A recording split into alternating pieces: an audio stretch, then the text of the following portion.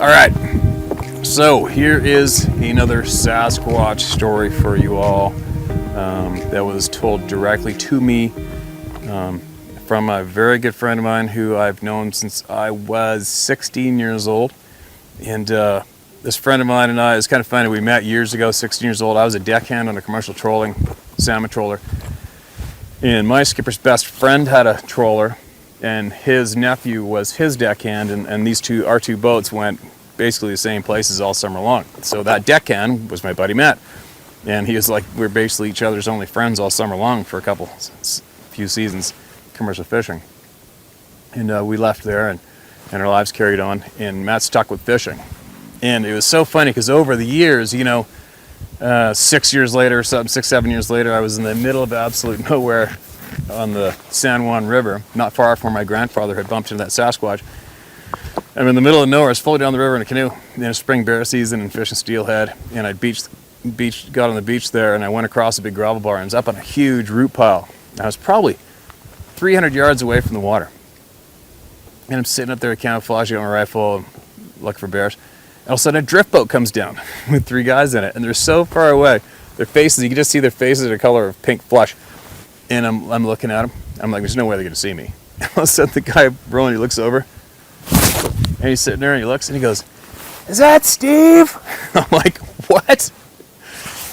And that was so bizarre. And I'm like, yeah? So I jumped down off the root ball, I could run over there was my buddy Matt. And I don't know how he recognized me. He goes, "I didn't really recognize you." He goes, "I just kind of knew it was you." So that was really funny. And there was another time about 3 or 4 years later. It's barping snow, middle of winter. I'm on the Cowichan River, walking the trail, steelhead fishing by myself, and I'm in the dark shadows under the big cedar boughs, barping snow. Got the toque on, everything's bundled up, and I'm steelhead fishing. And all of a sudden, here comes a drift boat coming down. They got one of those little kerosene space heater things going, and they're all huddled up, and they're covered in snow, and they're drifting by me, and I can't really see their faces. Everything's dark, and hood's over. And all of a sudden, here he goes, "Is that Steve?" I'm like, "What?" "Yeah." And it was my buddy Matt again. So funny. Then years later, not that many years ago, maybe 6 years ago or something, I'm at home here in Pemberton, and I'm watching TV, and it's a fishing show. And it was a guy guiding these guys for steelhead. It was my buddy Matt again.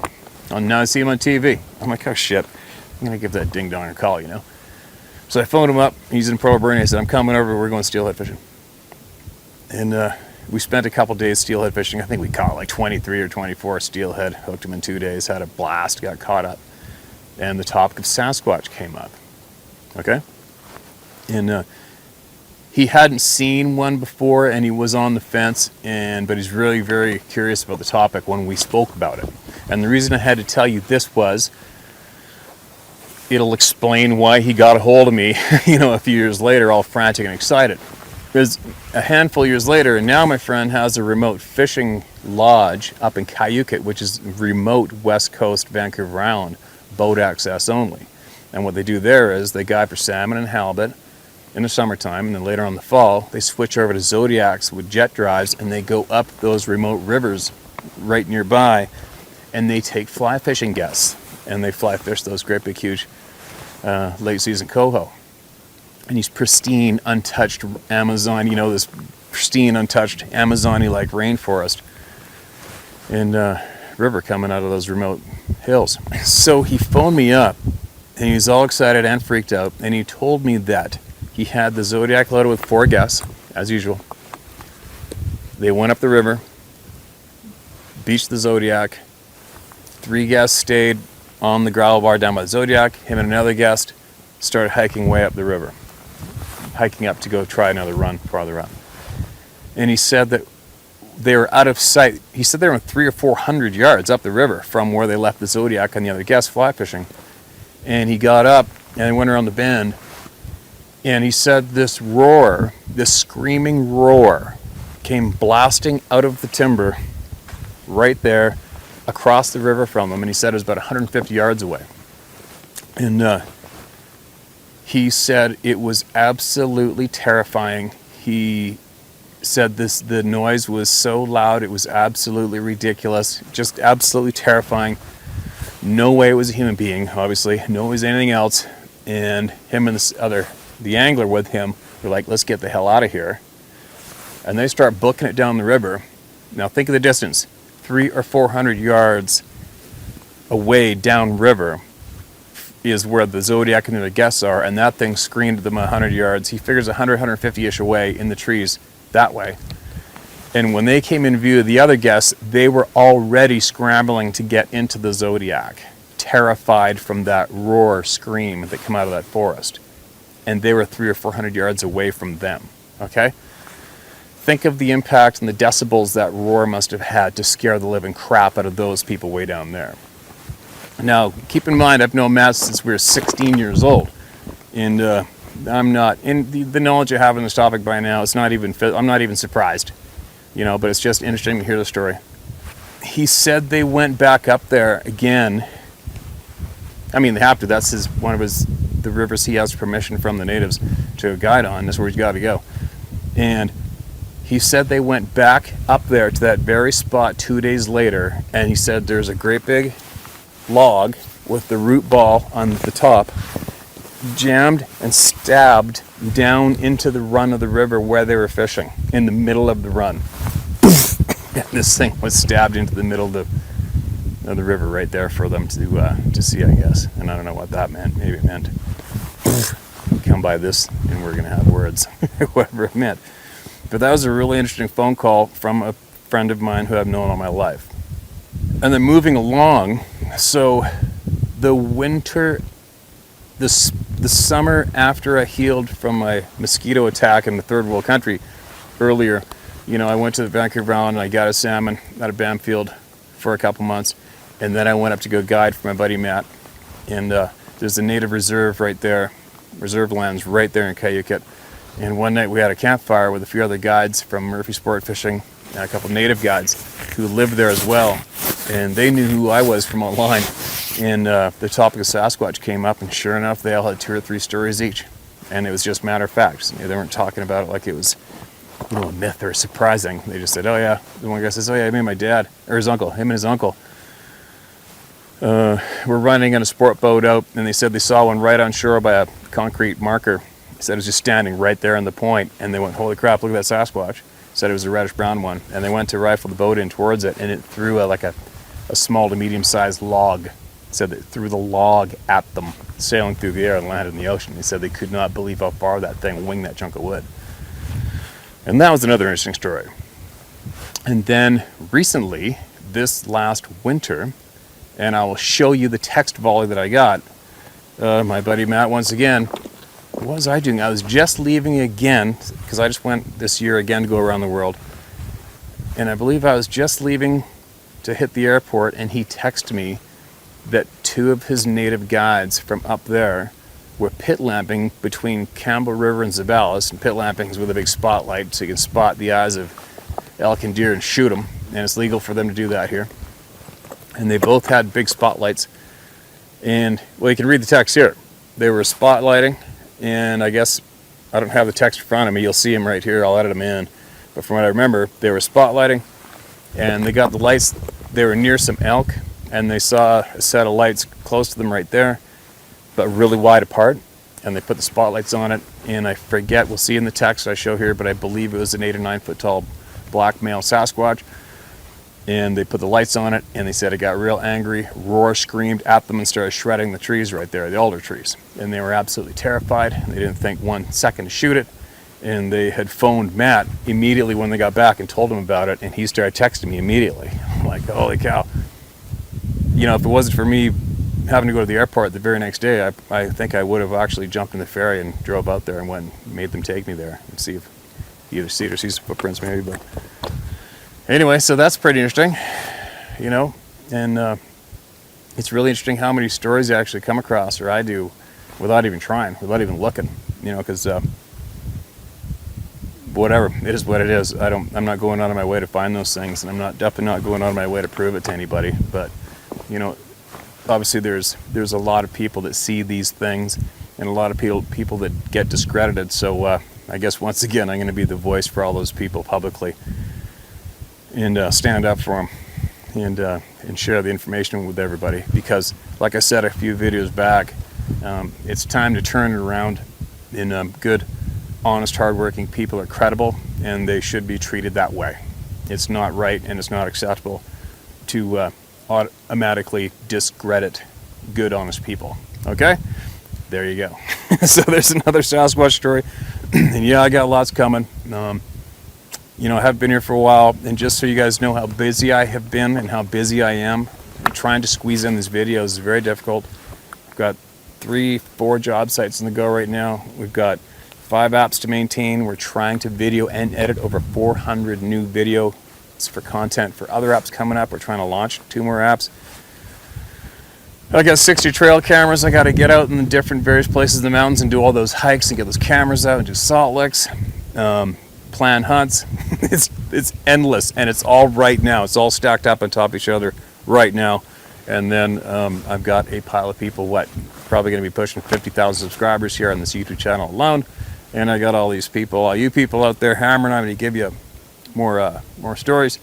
And all I can say is they're coming, and it takes a lot of time, but they're coming. I'll keep doing it. But this is the absolute chaos time of the year. Okay, so be patient. And again, I can't read all the comments. I definitely can't reply to them. You know, we also got 5 other social media pages on the go and a few websites. It's just a little overwhelming, but I do appreciate all of the real good comments, which the majority of them are, I believe. And the encouraging, positive words, you're not going unnoticed, okay? And it's really, really appreciated. So thank you for the encouragement, and make sure you encourage other people all the time too, all right? And share your own stories, and don't be scared. All right, so a Sasquatch story. For some reason, they sure are popular. People sure do like them. And for me, I know I guess I better back up a little bit, because for me, you know, I don't, whenever I see people call themselves, I'm a Bigfoot researcher, I'm a Sasquatch researcher, I kind of almost shake my head a little bit. I mean, teach their own. You do it whatever turns your crank, but I've been guiding for big game for many years. I've been chasing black-tailed deer intensely for many years, moose, sheep, caribou, you name it. You name the big game species, I've been guiding for it, but I don't call myself a big game researcher. Okay? It almost seems, I don't know, you know, there's a lot of people out there that are ruining it for others with this topic using social media, because they form some kind of Bigfoot support group and call themselves a community, and then they go about insulting the living shit out of each other and trying to discredit other people doing the same things as them, and it's really just a great big endless circle of garbage and wasted time and weird disrespect, and I'm not into it. And so that's why, you know, when a lot of you people tell me I should head over to this page or head over to that podcast or talk to these people, well, I don't understand what for. What for? That's not going to do anything. It's not going to help anything. And I'm not interested in it. You know, as an example, just a little while ago, since I finally gave in to demand by all of you to share these stories, I'll be working in my office, and all of a sudden I'll get a notification I've been tagged on some kind of post on social media. And I kept getting tagged and pop-ups on the right-hand side of the screen. I went and checked it out, and it's some Facebook page, Sasquatch page, and somebody had shared one of my videos that I share with you guys here, and they posted my video there, and these moderating idiots, these lifeless absolute skidbags, went to attacking me and discrediting me, like in probably less than 5 seconds. It was really, really bizarre and creepy to watch. You know, it's just some kind of Sasquatch page with 5,000 or 6,000 members, and I'm seeing this, and I'm not a member of it. I can't defend myself, and I'm watching this go down. I'm like, what the hell? What the hell kind of people are these absolute lunatics, you know? It was just such a strange thing to see, but again, it backed up my disdain in a way for these so-called Bigfoot and Sasquatch communities. You're kind of a bit of a black eye to the reality of these beings that happen to be running around the forest. So anyway, there you go, you guys. That's why I don't consider my channel a Sasquatch or Bigfoot channel. It's not. My channel is meant to share outdoor knowledge with everybody and promote it, and as well it is meant to help everybody become aware of the helpful apps that we develop to give to outdoors people to help in the field. And that is what my page is mainly about. And I do I do enjoy sharing the hunt stories because they are interesting, and so many of you people never had the chance to experience that yourselves. That's what we're supposed to do. We're supposed to share with everybody. That's what I do.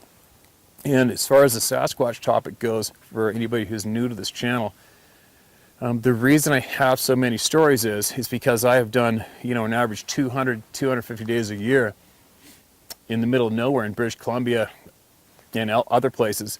And again, I've never been married, never had children. I went after this adventure lifestyle full time years ago. So, and also years back, I decided to look into the Sasquatch topic on a very aggressive, serious level, personally, not with other people. And I went looking for them on purpose, and had a couple of very unnerving experiences, and which brought me to the point of, okay, I know you beings are here. I know I'm here. Let's just carry on and not worry about each other, not ruin it for each other. Because, after dozens of people I've spoken to who have bumped into these things, and they don't go in the woods anymore. And these were people who are very passionate outdoors people, and it ruined it for them. And I have been borderline to that point a couple times, but my passion for the outdoors overrides it, and I force myself to continue going on. So I don't look for these things intentionally. I don't care. I know they're there. I know they exist. I've seen them. I've heard them. I'm good. But again, getting back to you guys, I have had so many requests from people nonstop on all the social media pages to share any stories if I had them. And then I look back at my grandfather, that stud of a man who threw himself in a bomber in World War II to ensure that all of you could live the lives you live today. And I just found that very insulting and ironic that years later he would be scared of the same people that he was willing to die for. He was scared of being ridiculed by all of you for sharing the experience that he had in the woods in Vancouver Island, an experience that he did not ask for. Okay? And that is my number one motivation to go ahead publicly and share what I know and share what I experienced with the people. And the number two reason is because of all of you nonstop hammering on me to give it up if I had it. So yeah, I got lots. But I've got some longer, bigger stories. I've been up here on this mountain filming today for our app, so I really got to get going. But I'll share a couple tidbits with you. I have a lot. Once you become aware these things are real and they're live, and you've accepted that, you tend to listen to more detail of people speaking when they're talking about things that happen to them in the woods, and you start to begin to piece together more evidence that you hear by accident from people that didn't directly tell you it was a Sasquatch you ran into, but you do hear about people when they tell you of something odd that happened in the woods, and then you know the descriptions, and you know the sounds, and you know exactly what probably happened when it happened to them. A funny thing to mention is when, why I'm a little more aggressive than a lot of you would like when it comes to telling people I don't care what they think, or calling people dumb when they're the ones that laugh at this topic, is because it's just because I'm trying to thwart these people from attacking you online ahead of time. I want them to know they're not going to bully me, they're not going to say shit to me to make me back down, I'm going to chuck it right back in their face. And I just try to keep that clear for the douches that come and try to, hijack this channel, hijack the threads, and hijack all the good, hardworking, honest people out there that are here to listen and sincerely learn and possibly share. So that's the only reason why you'll find me repeating myself a few times in each video when I say, I don't give a shit what you think, and I don't give a shit if you feel that somebody needs to prove something to you, because nobody does. And that is the way it is.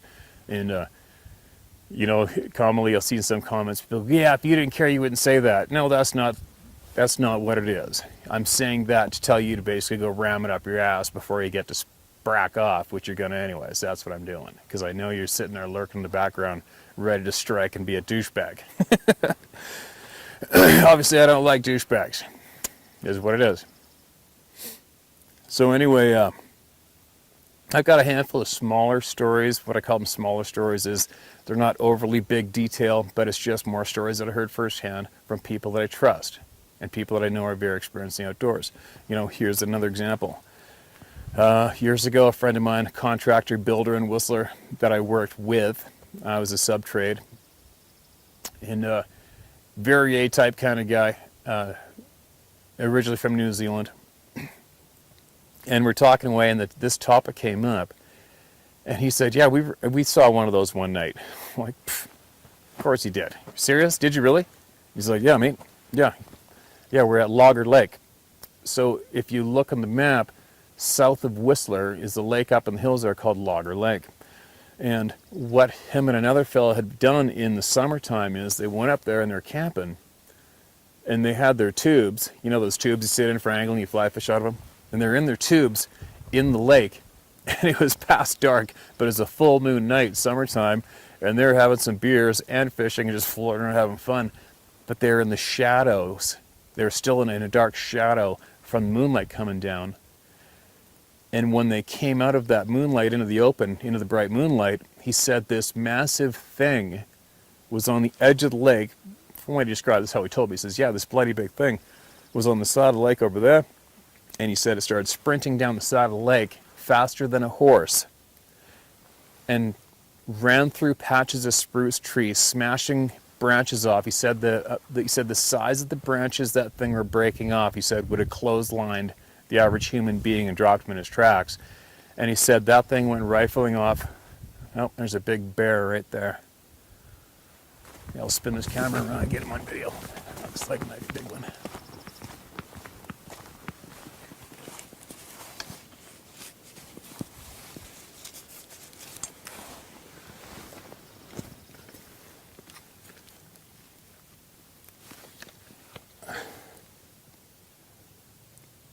You see him?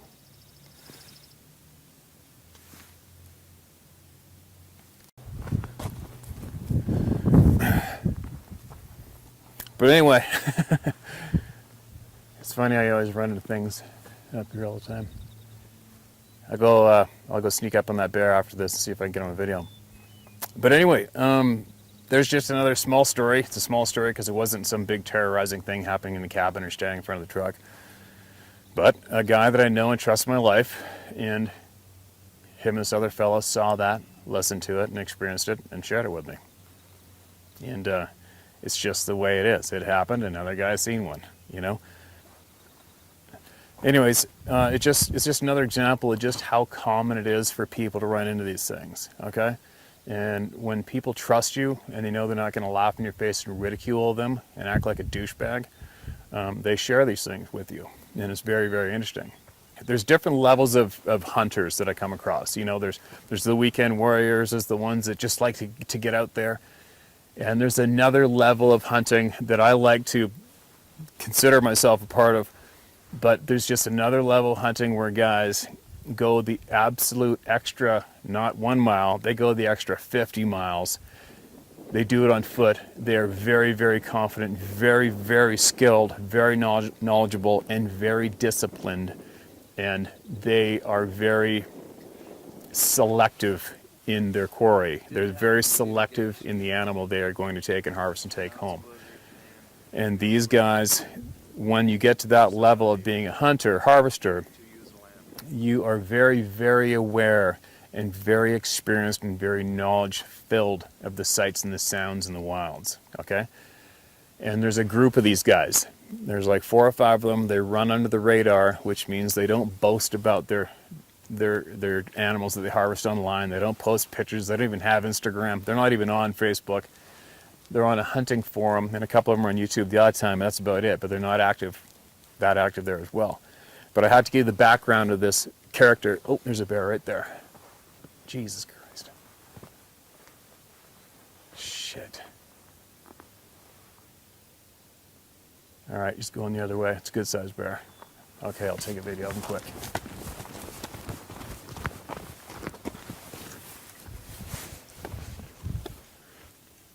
Sucker came out right in front of me.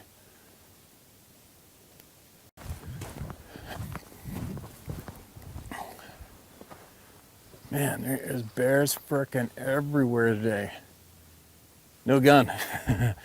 That's the second one I've been 20 yards from this I was filming today, and that is the one, two. That's the sixth bear I've seen. Okay, so anyways, getting back to the story. I got my eye on him right now. He's right there. So this group of guys, these elite hunters, they respect me and I respect them. And I was talking to this one fella, remember that group? I'll never forget it, because we're talking away, and he had just witnessed me going at it with the public on a hunting forum on a thread about Sasquatch, because a lot of guys were, somebody started the thread, a bunch of douchebags come on there and started running people on the ground for believing or saying they saw them. And of course, me, being the guy that will stand up for everybody, be the voice, and I will get the last word in when it comes down to it with that topic and these idiots, I dove in their head first and I didn't shut up about it, and created quite the scuffle to the point that thread had something like 200,000 hits on it, and I never wavered my stance. And that is the reason why a member of this group actually was talking to me and asked me a question about it. He said, I'll never forget, he said, dude, are you serious? You really believe in those things? Seriously? And I'm like, yeah, man, I've seen one.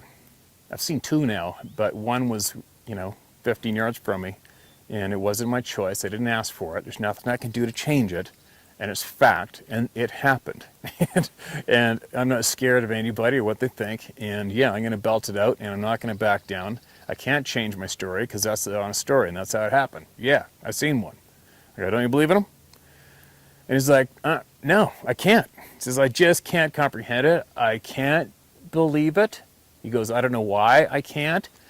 Because he said, coming from me, he said that you are such an experienced guy and you back up your words to basically everything outdoors. He says, but I just can't wrap my head around it, and I can't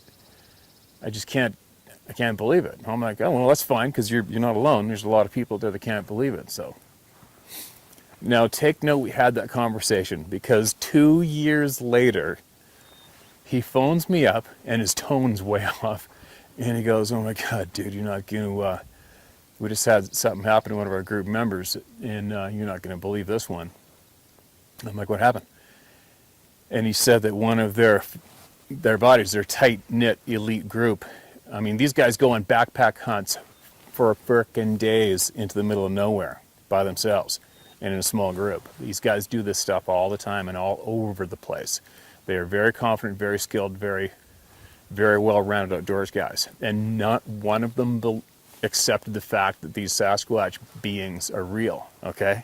And sure enough, and in a bit of a way, thankfully, and kind of relieving like, one of them bumped into a frickin' Sasquatch and had a face-to-face encounter with one while he was in his favorite mule deer hunting spot hunting. And I guess I shouldn't laugh, because he said that the guy is an absolute mess from it, and he threw in the towel and he won't go in the woods anymore. He just will not go in the woods anymore. And I'm like, really? No shit. Like, it messed him up that bad? He goes, yeah, excuse my language, but his exact words were, yeah, no, he's fucked. He's absolutely fucked. He won't go in the woods anymore. He's done. He goes, of all the people in my entire lifetime that I would have dreamt I would have heard this from, was him. He says, I can't believe it. It's absolutely mind-boggling. He says, but I have to force myself to suck it. But he said he's going to have to force himself to accept the fact that something's out there now, because one of his lifelong friends, one of his partners who they trust with each other's lives, told these guys flat out, I ran into this damn hairy monster, human-like thing in the forest face to face, and it happened, it terrified me, I'm messed, I'm not going in the woods ever again, I'm not going. And that was 2 years later and 2 years ago, because just last year we were talking about this topic again. I said, hey, how's your friend doing? Because I was kind of felt bad for this guy, because I know how passionate he was about the outdoors, and I couldn't imagine losing that in your lifetime when you're that passionate about it, and I felt bad for him. And I told my buddy to offer up. I said, give him my phone number and tell him I'll talk to him about it, and maybe I can try to help him cope with it a little bit and understand some things so he doesn't have to give up his outdoor career. And he says, no, the guy didn't want to talk to me, didn't want to talk about it to anybody, and he's absolutely messed from it. And he's quit. He's given up his outdoor career, and he won't go in the woods ever again. It's kind of sad. And, you know, at this point, at this stage of the game for me, it actually makes me angry because, you know, there's tens of thousands of good, honest people have seen these things around the planet, and there's probably more of an effort to keep these things discredited than there is to share, obviously, would share with the public. You know, they were, for whatever reason, these things are not being acknowledged and shared with the public is just a very, very wrong thing. And this story I just shared with you is a perfect example why. It's because somebody who has a life, who has found what they're most passionate about, found what they're good at, and because they weren't formally informed about these beings beforehand, before bumping into one, they unfortunately had the shock and the terror and the horror of seeing one of these things living, eating, breathing, standing in front of them, and now his outdoor career is absolutely ruined. And he's ruined as a man, and he'll never be the same, and it's all because the general population will not acknowledge these things as being real, and that's really unfortunate. And another story that I heard a handful of years ago as well, exact same theme. A guy I know in Vancouver, his hunting partner, who's actually a trades guy, a plumber, he was up, I think, near the Pitt River, you know, north of Vancouver, up the Pitt River system, and his pickup truck broke down, and he had to stay overnight in his truck. And another truck came along the next morning, helped him out. He got out of there. He didn't share any details with me. The guy would not share details with him. This is a secondhand story through this poor plumber to his friend through my years. And he was living somewhat rural, I think Chilliwack, and he sold all of his outdoor gear, his quad, his boat, his guns, everything, and grabbed his family and moved deep into the city. And he said flat out he will never ever go in the woods ever again. And you know, and that sounds funny to some people out there, that'll sound a little amusing, but it's not amusing. It actually sucks ass, and it's not fair. And it's all because a bunch of douchebags will not let the public have this knowledge and acknowledge the knowledge. It's all because whoever the douches are that are in control when it comes to informing the public of the honest truth about these beings, they're not doing it. And it's really causing a lot of grief and pain to a lot of innocent people. You know, it's not fair. So anyway, so that's why I'm here sharing all of these things with you guys on YouTube. Hopefully I'm making a difference for a handful of you people who have seen these things and you're scared and terrified of ridicule. You're scared and terrified of the human herd and you're not going to share. And that's unfortunate, but if I can help you become a little more brave, and if I can help you come to terms with this a little better, well, then my time here is worthy of what I've shared here. All right? And there you go. I'll come up with some more stories later.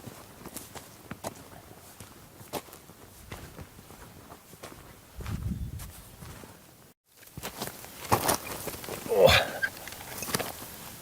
There's so many frickin' bears around me right now, it's ridiculous. Man, I think I was up here 2 weeks ago and had 6 bears come in on me. And I've been sitting here for about an hour. You know, one came over working his way. I was listening to him shred stumps apart the whole past hour. He's right there beside, about 20 yards to the right. Another one came out on the road here. And I'll probably go up the road and sneak up on these guys and videotape them in a minute. A little more. I already videotaped them anyway. So anyways, more Sasquatch stories. It is kind of funny. Well, I don't know. I guess I'm starting to realize how much more and more. I mean, the topic sure is popular. It's crazy. So many of you people are interested in this topic. It's pretty amazing. And it's actually healthy. It's good. Because, as you know, I mean, I'm not promoting Sasquatches. I'm not promoting Bigfoot or Bigfoot groups or channels. I'm just letting people out there know, people out there who have had experiences with this thing. I'm just offering up my ass to support you guys, all right? Because I had the unfortunate experience of experiencing these things numerous times. I didn't ask for it, and it was a bit of a tough go for a little while there, but not anymore for me, because I've had enough. I don't care what anybody thinks. The ridicule from the human herd is getting to be a little more embarrassing than not. as a whole. And, before I get into a couple little minor stories that I'm going to share today, because I'm running out of time as usual, if you would go over to Joe Rogan's podcast and check out one of his latest flicks. I think the guy's name was Bob Lazar or something, and he was that Area 51 scientist. And it's so amazing, with various unknown things that have normally been scoffed at on our planet, including UFOs or Sasquatch or other various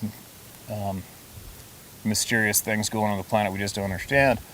If you look at that podcast and you listen to those three intelligent men sitting at that desk talking, you got one credible man, Bob Lazar. He's sitting there. He's got credentials. He can back up a story. He's credible. He's not lying. That one credible person is enough to convince probably millions of people that yes, he did physically see a machine on our planet that was not made on our planet. And he saw that. He's credible. And he's sharing it with people. Okay? One man. And look at the respect he's getting. Now, and that is to do with the UFO topic. Now you take the Sasquatch, Bigfoot Sasquatch topic, where you have literally tens of thousands of credible people sharing their stories the exact same way Bob Lazar shared his story of first-hand experience with UFOs. And it's just amazing to me that tens of thousands of people's testimony is actually scoffed at and not good enough in the eyes of many people in society. Whereas, well, I guess it's going to take people like me and hopefully more people like me, they're going to tell everybody to jam it up their ass, because guess what? The testimony of tens of thousands of good people, honest people, is evidence. And that's all the evidence we need. And that's all the evidence we should need. That is common sense. Okay, moving along. I'll share a couple stories with you. I only have a few minutes here right now. I really got to get going. And there is a road that goes from Mount Currie to Darcy, British Columbia. It's like literally, I live on that road. You go to the end of the road, you go up the road from where I live, hang a left, up about 300 yards, hang a left, and that road starts. And the amount of Sasquatch sightings that have been on that road between Mount Currie and Darcy is kind of frickin' mind-boggling. And I'll give a handful of them to you in quick form. One guy I talked to, a white guy, married to a native woman, lives in the Mount Currie band. He told me he tracked an 18-inch footprint with a 6-foot stride through the snow along the Birkenhead River. No, he tracked it. It came down off the bank, crossed the highway, and went down to the bank of the Birkenhead River, across the train tracks, down to the Birkenhead River, 6-foot stride, 18 inches. And he pulled over and parked and went after it and started tracking it. And sure enough, he said, there it was in the river. Snow everywhere. And here's this frickin' black Sasquatch in the river. And he saw it. And whatever happened from there on, I think it crossed the river and went up in the bush and he lost sight of it. But there's one more story I heard firsthand from the person who saw this. Another young fella, good close friend of mine, one of my best friend's sons, he was driving along a place called, I think they call it 8 Mile, which is shy of Darcy, but up towards that end of the highway, and he's coming back, heading south at nighttime. And when you're coming south, the high side of the road is here, with the dirt bank going up, the low side's down here. He came around the bend and said this thing was about to step onto the road, saw him coming, it took one step back, stood in the ditch on the low side of the road, and it towered over his truck as he drove by the charcoal black. Who knows how tall it was, but it sounds that it must have been 8 or 9 feet tall anyway. And he said it really freaked him out, and it was actually pretty upsetting for him to see that thing. And its eyes reflected back in the headlights, once again, as usual. So there's another one. A bunch of campers I know at Birkenhead Lake. They were having a camping weekend and a party weekend, and something was pushing trees over in the darkness beside their camp. 2 or 3 trees, and another one of these people apparently went to camp and lay down on the sleeping bag and sleep off to the side of the camp on the ground, and he said an enormous hand came out and went on his chest and shook his chest like this. The thing frickin' touched him, And he freaked out and is still a mess today from that. That's another first-hand story I heard. Do it the way you want. I don't really give a crap. I'm just sharing with you guys some stuff I've heard over the years. And what else? The girlfriend of mine who I used to date years back, who had the one running beside her car looking in at her, she lives on that road. She lives about midway up, or used to, and lives on the east side of that road traveling up. And it's all private property on that side where she lived. And no neighbors. I think her mother lived in the next house right tight to her. And you would have to go from the road through their property to get to the back of that one mountain that she used to hike up and down for exercise, go exploring stuff. And she had a Rottweiler that would basically rip anybody in half at any time. I got along with it. And she said that she's upstairs. She's upstairs in her bedroom watching TV, dog's in there, and something started slapping the side of her house that high up, shaking the whole house, and the dog was crapping itself, crawling under the bed. Where normally, if anybody even came up and knocked on the door, that sucker's ready to rip through the door and go run outside and rip him in half. And that great big A-type Rottweiler was whimpering, crying, vibrating, shaking, and trying to crawl underneath the bed. And she was terrified. She didn't move, obviously, and it wasn't too good of an experience. And then I bumped into her a few years later, and she said that she went on a hike up the side of that mountain behind her place, and, quote, what she said to me was, they left a frickin' antique camera for me up on the trail. I'm like, what? And she told me that she went up the bank, up that trail, which you can only get through her property. There's no people around there. And lo and behold, blatantly left on a piece of moss right at the beside her trail was this ancient old antique camera.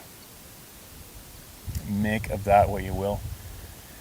And then another friend of mine, the same fella that did not want to talk about it, the big guy, and the fella that ran into the charcoal black one up on the Duffy Lake Highway when he was deer hunting. Well, we were at my old place at the Permanent Meadows having beers, and one of our friends, this potato farmer, had brought over 200-pound bags of potatoes for him, which he was going to take back to his restaurant that he managed in Whistler. And he'd throw those 100-pound burlap sacks of potatoes in the box of a truck. We had beers, and he drove home. And he lives fairly remote on that same strip, that same highway. And he phoned us up the next day. It was kind of funny. He's like, hey, what'd you guys do about potatoes? You know, big barrel voice. And I'm like, what are you talking about, dude? I don't have your frickin', we didn't take your potatoes. He goes, well, they're gone. Like, what do you mean they're gone? They're gone. They're out of my truck. They're gone. I just got up this morning to go to work, and they're not in my truck. I'm like, oh my God, no way. So, you know, for me, with all the information I know and all the experience that I've heard of, there's no question in my mind what happened to those 2 burlap sacks of potatoes. You know, maybe somebody will say, oh, it was a bear. No, it wasn't a bear, because he looked everywhere and did circles around his house, and he lives, it's out there, it's remote, and he did circles in the bush, looked everywhere, not a potato anywhere. Okay, and obviously the driveway's hard, so our footprints, but if anybody's familiar with bears, how they eat is, if a bear got in the box of the truck because of a bag of potatoes, which is highly unlikely, they just don't smell that much. They're not that much of a prize. Why? Because there's potato fields and potato farms everywhere in the valley in this country. They want potatoes, they just go over and dig them up and start eating them in the night. They don't need to go jumping in the box of a truck next to a house and gingerly take 100 pounds of potatoes in a burlap sack out of the truck and somehow make that disappear without tearing it open and spilling them all. A black bear, a grizzly bear is not going to do that. A bag of potatoes isn't a big prize for any bear. They're just frickin' potatoes. It's a burlap sack. So the scent of that burlap sack would be very strong for a bear as well. And if a bear wanted those potatoes and wanted to see what's in that burlap sack to make sure it's worthy of eating and make sure it's worthy of stealing, he's going to rip it open and sample some of them. Or he's going to pull the sack out of the truck because he's not secure being in a human being's pickup truck. He'll pull that sack out, maybe take it into the bushes, maybe, but more than likely in the middle of the night, they're going to open that thing up and start pigging on him right there till they're done. Then they're going to get the other 100-pound sack of potatoes and pull them out and hit that again. So think about it.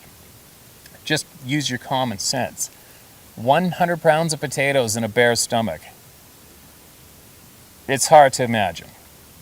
200 pounds of potatoes in a bear's stomach?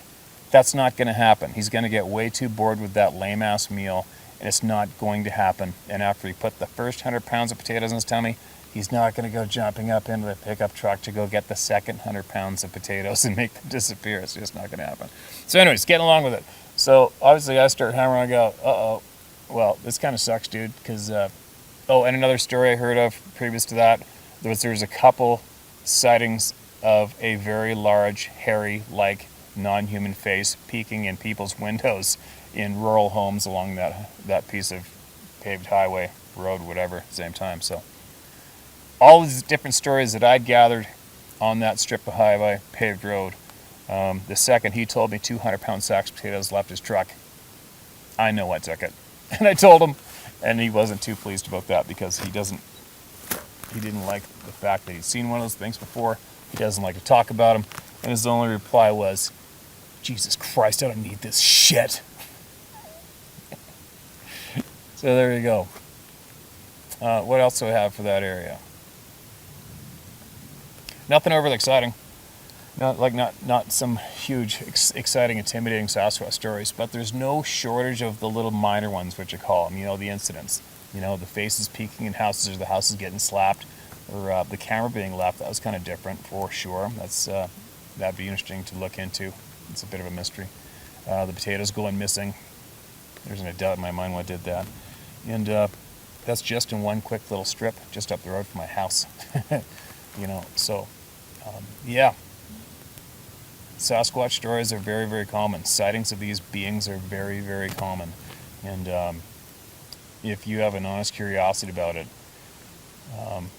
all you have to do is be honest and supportive for people and talk to them with respect, and you will find the same amount of stories that I find as well. Because the second you start laughing at somebody, or treating them with ridicule or downplaying them or attacking their character, they're just going to clam up. They're going to have zero respect for you, and they're probably going to start avoiding you, and they're not going to want to share anything with you. So if you're curious about these beings, you guys, you want to learn about them, you're going to have to be open, patient, kind, and non-judgmental, and show your true sincerity in being curious about this topic, and get people to share with you, and then you'll learn. And there you go. So anyway, I gotta get going, but I do have numerous crazy-ass hunt stories to share. They just take a long time to video and put together, and I have some real good Sasquatch stories as well. Yeah, I can share with you guys first-hand ones. And I was looking at some of I've been looking at some of the YouTube comments on my Sasquatch stories I've been sharing, and I'm noticing there's a handful of people out there that have had experiences, and they've full-on said that they don't feel comfortable talking about it. So I think what I might do when I get back to the office is I might crack open a new email address, and I will call it tellmystory@howtohunt.com. And if you want to share your story with the world through me, and if you want to write it out and email it to me, then go for it. And I'll tell your story, and I'll share your story with the viewers here on my YouTube channel if you want. And I'll do that every once in a while when I get time.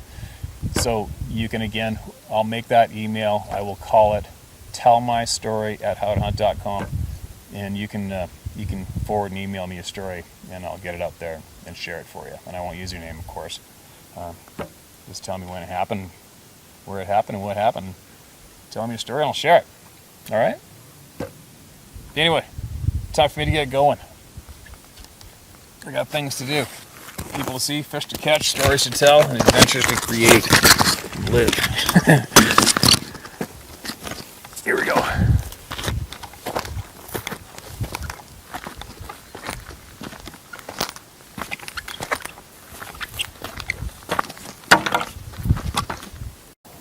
That was an early start. Got up at 3:30 this morning, and I guess I was out the door by 10 to 4 or something like that, and did my hike up a certain mountain as I'm trying to find this one particular buck. And holy cow, I think finding a needle in a haystack is probably easier, but anyway, that's what I'm doing. Sun's coming up now, and nothing's happening. So it's time to share a story while I'm here. And it's not a bad setting. There's no epic backdrop right now, but it's pretty cool being in the timber up on the side of this coastal mountain in British Columbia. All right, so this is a bit of a goofy story. This happened to me about, I don't know, maybe 5 years ago or something. And I was trying to thin out a particular wolf pack up the Pemberton Valley. And I was in this swamp. I guess I should back up a little bit. Well, no. Yeah, before this happened, yeah, it was one of the last times I was there. So there's a few stories that link up to this one that start before this happened. But I've been thinking about this one, and I'll share this right now. I can share the other ones later. I had already had a bit of a crazy encounter about 7 kilometers farther up the valley from where this happened, which was the pivotal moment where I decided I was just going to leave this whole topic alone, not look for anything weird, not look for these things intentionally again. I'm done. I'm good. I got the message. I'm not doing it. And I'll tell that another time. It's a little more time consuming. So I'm after this particular pack of wolves, and it's about 17-ish kilometers up this main line, Logan Road. And previous to that, some of the stories that were shared to me were at, I think, around 21 kilometer on that road is one raising a hump like this, and there's an old clear cut on the right, just a small patch, and it was straight up. And Halliburton, the company Halliburton, you've all heard of it, that scumbag Dick Cheney owns it. They were doing geothermal work way up at the head of the Pemberton Valley. And one of their truck drivers, when he was going over that little hump, I think it's 21K or something, 20K, a very large human-like thing, way too big to be a human, went power walking from the bottom of Logan Road, across Logan Road, and he said it power walked straight up that logging clear cut, didn't even falter, stepping over top of logs all the way up. And that's what he saw. And sure, make of that what you want. So anyways, this one particular swamp, how I found this swamp was spring bear hunting. I was up on top of this mountainside looking down, and it's all huge dark cedars. The valley bottom is dead flat, huge big cedars, darkness. On either side of the Logan Road that goes up the middle of that valley, it's just a wall of 8-foot tall, thick ass dog shit brush that you can barely even get through it. To get back the 200 yards, 300 yards to get into where it's big and open in that big, spooky, dark cedar strip timber in the swamp. And I was up beside the mountain glassing down, and I could see this big hidden swamp down there, and I noticed at the one south end of the swamp there's a pinch point and a little bit of a grass meadow there. And you could just see the grass leaned over from all the bears and all the game traveling through that little pinch point around the swamp. And I'm like, holy cow, that would be an unbelievable spot to go down there and check that out. So I eventually did. I actually had a guy that worked with me one time who we were sneaking, trying to get back in there towards the swamp to get on that trail and see what kind of traffic's on there. And I had a Ruger No. 1 300 Win Mag. It's a single shot rifle for all you who aren't familiar with it. And we're spring bear hunting. And all of a sudden he goes, this kid goes, "Hey, hold it." I'm like, "What?" He goes, "I think I see a beaver." I'm like, "What? A beaver?" And yeah, it's coming. It's right over there. It's going over a log. I'm like, it's broad daylight in the timber. There isn't a beaver alive that's going to be out of the water in the timber during daylight. They do it at nighttime. Anyway, so I go up on the stump, and here's this great big frickin', like a charcoal gray grizzly bear. And he's on a collision course with us, and he's about 20, 25 yards away. And I'm like, that ain't no beaver. So I got the gun up, took the safety off, and I just started talking to him calm. Said, "Hey, bear, you don't scream at grizzly bears. You don't want to raise the energy with the grizzly bears. Like, hey, bear, you want to let," and especially when you're going to surprise them like that. You want them to know, you just want them to know you're there as casually as you can without really surprising them, freaking them out. So I went, "Hey, bear, we're here." Had my gun up, and then He right away looks up at us, steps up on top of this log. He goes like this a couple times, and his fur puffs up just like a cat. And kind of like the dandelion effect, you know. And he looked at us, swung his head a little bit, and turned around and took off. Perfect. Nice big dark chocolate boar grizzly bear. It's pretty cool encounter. So anyways, we eventually made it back to this corner in this meadow, and the trail is unfreaking believable going through there. Moose were using it, grizzly bears were using it, wolves, black bears, everything under the sun was using this trail, and as it hooked around the wide end of the swamp. So I always thought, and I was looking at these huge cedar trees, like these suckers are big, big trees in there, never been logged, obviously. And there's one huge dead one, and I looked at it, and the way the wind was going, I thought, holy shit, we could make a wicked stand right here and sit on it and watch this little corner meadow and watch that trail. One day it'd be awesome. So I did it. I eventually did it. But in the wintertime, because it'd just be a freaking nightmare packing all this stuff in there regularly through that brush and everything. So I dragged all of the timber in there in the wintertime with my snowmobile and left at the base of those trees at pitch point so we could hike in there in the spring and then assemble it all together. It took a few trips because I used 2x10s, joist hangers, and 1/2-inch plywood. And I used 5/8 lag bolts or 3/4-inch lag bolts. 8-inch lag bolts, washers, I was going to make this thing absolutely a Sherman tank because of the snow load up there. And we'd be able to use it for years on end.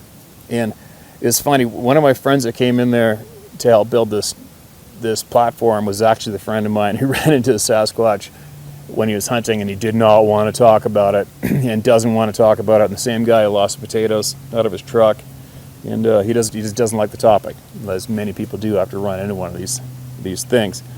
And as we're building this thing, because it is creepy in there, it's absolutely creepy in this big dark swamp amongst all these huge, 5 foot across, 6 foot across, 8 foot across cedar trees. It's just dark, creepy, and there's predator sign everywhere, and it's just a creepy setting, but it's pretty cool though. And as we're finishing up the platform, never forget, I'm like, you know what's going to tear this down eventually. He's like, what do you mean? I go, you know what I mean. If anything happens to this stand, it's going to be tore down, and you know what's going to do it, and it's probably 8 or 9 feet tall. And I honestly thought that. I'm like, you know what? This thing's probably not going to last here. I'll bet it's going to get tore down eventually. So anyways, to give you an idea of what this thing, I dragged an aluminum ladder in there too. So we used an aluminum ladder to get up to it. Put 2x10s on edge, 8-inch lag bolts bolted into the side, or 10-inch. 2, 4, 6, 8-inch lag bolts. Hand cranked with a socket set and torqued right into these 2x10s into the cedar trees. I think we spanned that thing, it was 8 feet. We made the platform 8 feet by 6 feet. 8 feet by 4, 5, 6. 6 feet deep. And the 2x10s were lag bolted into the sides, these huge first growth cedar trees. Chipped the bark off so it was straight dead wood to wood. And then we put the joist hangers in there, had a chainsaw, brought a chainsaw in with us in the springtime, and then cut the other lengths, and we put them every 16 inches in the joist hangers, and then screwed down the plywood on top of that. And then we put indoor outdoor carpet on top of that, and actually put a couple little railings on there because it was really high up. That sucker, I think it was about 12, maybe 10 feet up, 10 feet in the air. And then we left a couple lawn chairs up there. It was a freaking cool platform. So eventually, I think, we saw a lot of game from that thing. Actually, never ever actually killed anything in there, but we saw a lot of game. I think I know I've got some video clips from those days, and I'll add them in here if I can find them later on. I got so many external hard drives loaded with content. It's stupid, and it's a frickin' treasure. It's a treasure hunt finding all the clips I've got hidden there from the past. But I'm trying to remember what the sequence was. So it was one of the winters. Yeah, I had this happen, and then I went in there later on. and so it was tore down. So it was a winter previous to when I discovered the plot from and torn down. I was trapping wolves. It was after this particular pack of wolves, trying to thin them out, and it was, you know, typical January, February, freezing, freaking cold. I think it was like minus 20 something, and clear out, no wind, and it was getting late, and it was about 3:30, 4 o'clock. You know, the sun's gone behind the mountains, and I think it was like typically dark by 5 o'clock then or something. And I'm by myself, and I'm up this old deactivated road, which hooks around the backside of that swamp, and then I snowshoed into the swamp because the pack of wolves had gone trailing through there, and at that time I wasn't really using baits for them. I was more tracking the pack and then setting for them where they were pinching up and traveling. So I had a steel shank Est-wing hammer in my backpack. I had my .243 rifle with me, my backpack, snowshoes, and it's pretty deep snow. Like by then, we're talking 5 feet of snow underneath your feet walking through there. And I'm following this wolf trail. And when you're in that more open timber and you're trying to set wolf snares on a trail, you don't have that thick underbrush to choke to. So what would I use? I would use 3 fencing staples about 2 inches long, and I would swing the hammer and put those staples through the end of this wolf snare and staple it to the side of the big cedar tree. So I use, it was one of those Est-wing hatches. So I would hatch it off the bark, so it's like straight to wood, and then I'd put the fencing staple into the wolf snare and smack it home with this steel shanked Est-wing hammer, right? Hatchet. So any of you have been out near a construction site, you know how loud that pop is when you finally seat the nail into the wood. You know, bang, pop, pop. It's like that. And I'd set 2 of the staples. And I'll tell you what, when you are alone in those creepy places, and after you have ran into something in the forest that absolutely scared the crap out of you when you were younger, which you'll never ever forget, and you will never ever not think about every single time you go in the woods afterwards, your senses are more alive. Like even right now, where I am right now. You know, you're not just listening to birds or whatever, you're listening. You're listening to every single sound there is, and you're listening actually a little more extra on average. And I'll never forget it, because I was swinging the hammer, bang, pop, pop, and I'm making noise. You know, it's freezing cold out, and you're breathing hard. And I just threw it down to reach into my bag, and I thought I heard something. I just heard something. You know, stop and you're listening, and then all of a sudden, above me on an angle like that, like right up there, by the sounds of it, maybe 100 yards away from me, was a clear, crisp whap of wood on wood. And the only way to describe it would be like a huge, solid, big baseball bat. Not a regular sized one, a big one. And it whapped into the side of a tree, crystal clear. And I'm like, instant hair on the neck stands up. And, you know, you think, okay, well, maybe it's just bark popping. You know, sometimes, I don't know, you have to be, if you've been in timber where it gets into the minuses and there's poplars, hardwoods, the bark will pop. Pretty sure it's the bark that pops, and it's a common sound, you know, pop, pop. And I'm hoping that's what I heard. But then above me, over here above me, about the same height, and this one sounded about 150, 200 yards away. Then I heard the unmistakable whop of wood on wood with a very, very strong high impact. And then I heard and then on this side of me up there, and that's where my snowmobile is, in the direction of that thing, but it's right at the bottom of the rock wall. And then that, the sound of wood cracking on the side of a tree, impact, echoed back from there again. And then I just went instantly to, shit, instant adrenaline. Your heart is beating out of your chest, and I don't need to see what's making that sound. And I instantly went to just grab my gear, throw it in the backpack, put the backpack on, grab my rifle, look at the ground, and I started marching out, snowshoeing back out to my snowmobile. And then one more pop came from behind me up on top of that hill. And nobody's there. Nobody. I mean, nobody. You're the only trail. My snowmobile was the only track going up that deactivated trail, and obviously there's no snowshoe prints in there. And up on the side hill here, there's no roads. It's all big mature timber, straight up the wall from the valley bottom. And then and that thing smacking on this side of me above my snowmobile.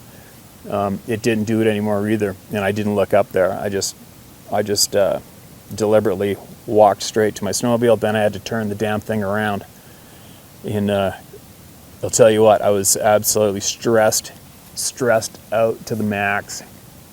It wasn't a very good, pleasant experience, and turning around the snowmobile really sucked ass. Because an older one, every time I put it in reverse, it would bog down because there was no laid out snowmobile trail. There's this deep snow. And then I have to get off of it and jerk the frickin' ass end of it up, and you're just stressing to rat shit that something's either gonna come. You just not into this experience. I'm not. I'm just not into it, and you can't get out of there fast enough. And as soon as I got it facing out, I pinned it. I pinned it, and I did not look back, and I didn't want to look back behind me. Because another thing as well, is I'll never forget, a friend of mine told me about his brother who's a hunting guide. And he had one of these things pacing him through the timber on his snowmobile, pacing him, running parallel off to the side, and it kept up with him effortlessly. And it was a large, reddish-brown, human-like being, 8 or 9 feet tall. And teach around, some people out there might be into something like that. I'm not. I had my face-to-face experience, and I had another experience that scared the shit out of me. And this particular moment in time, I was definitely not into it, and I never went back there. I don't think I've never been back. No, I went back. I've been back into that swamp twice since. This is years back. And actually, just recently I went in there last spring with a girlfriend of mine. She wanted to see this, and I took her in there. She only lasted about maybe 2 minutes and wanted to get the hell out of there. Because it was later on, early spring, a friend of mine and I decided to go into we call it the stand. We're going to go into the stand and see what's going on, see what kind of sign was in that green grass at the end of the swamp. And the thing had been absolutely torn down. And on this side, the side of the platform that faced the game trail, the 2x10 was pulled out, tore off, and you could see you can see where the lag bolts were actually pulled out and torqued out. And 2 pieces of the plywood were on edge between 2 hardwood tree trunks like this, about 25 feet off to the side where the platform was. The 2 plywood sheets were over here, and they landed on edge between two tree trunks. And you could see the lag bolts were actually torqued out in different directions, right? And no, it wasn't the snow that did that. Unfortunately, it was blatant obvious that something had torqued the 2x10 out, split it in the middle, and one piece was torqued down and the other piece is torqued out from the directions of the 2 lag bolts went off to the side, and these other ones were torqued down. And but the plywood over on edge of the other hardwood trees was enough to go, okay. I knew it when we built that thing, that it was eventually going to get tore down, being where it was. And that was it. And I saw that, and then I'm good. I don't need to hang out in here anyway. And then a girlfriend of mine last spring before, I was telling her about this, and she wanted to go in there, and went in there early spring. And it was pretty creepy. And she was all eyeballs, saying, "Oh my God, that's like completely obvious." I'm like, yeah. And some people might say, "Oh no, it was a bear." No, it wasn't a bear. There's no bear alive that's going to reach up 10 feet off the ground and torque anything like that sturdy and tear it off. It's not going to happen. And furthermore, the entire thing would have smelled like wood. It doesn't smell like a meal for a bear. And the few years that we utilized it to sit on to bear hunt, bears didn't even look at it. They never looked up at us. It's not even a factor. So there you go. There's a few interesting mentions for those of you who are curious. Guaranteed many of you out there have heard the sounds in deep dark timber of wood impacting wood. Very, very loud sounds. And make of it what you will. Say what you will, think what you will. Doesn't really matter. That's just another one of my multiple experiences in the wilds, in the mountains of British Columbia. And it's nothing I crave. I don't crave it. I don't seek it out. And it doesn't interest me. As soon as you see one of these things, I'll tell you what, as soon as you have seen one of these damn things in the woods, unless you're an absolute freak, there's nothing about it that is fun. There's nothing fun about having an experience like that. And I think the reason why, it's because obviously the general population isn't fed the information about these beings openly. We're not educated on these things. So when you see one, it really, really, really is a lot to take in. It's a lot to deal with, and it's not fun. All right, and that's why I'm not into it.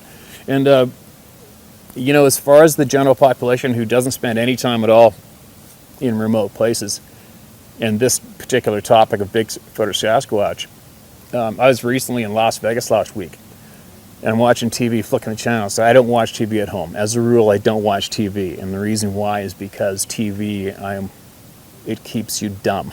Okay, if you wanna absolutely waste your brain, just spend time watching TV. And I flicked the channels, and all of a sudden, here's this show, which I've never watched before, and I actually made it. I think I made it through about 2 minutes, and it was called Finding Bigfoot. It was so embarrassing. It was just such an embarrassing display of lunacy, and it's just your classic. Makes you shake your head. You just shake your head. It's like, are you serious? Really? You absolute fucktards. If you want to discredit a topic like this, as best you can, make a TV show series about it and then slowly turn it into some kind of reality show. It's like, good God, how could anybody even do that? How could you even do that? How could you want to be on TV in the first place? Because TV is about 99.9% bullshit. And embarrassing bullshit, just like this stupid TV show. If for the people that have had these experiences for real and get discredited or laughed at, of course they do. When you have absolute fucktards, like these idiots that are producing this show called Finding Bigfoot, when you have people doing that and feeding that absolute brain-dead garbage to the population, what do you expect? If that is the information that's being given to the public, you're not going to be able to discredit that topic anymore.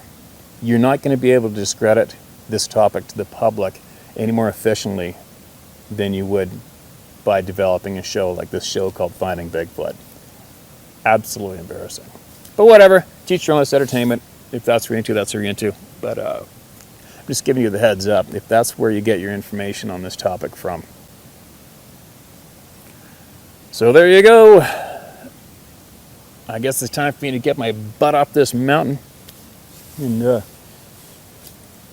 get things done. It's actually kind of chilly up here.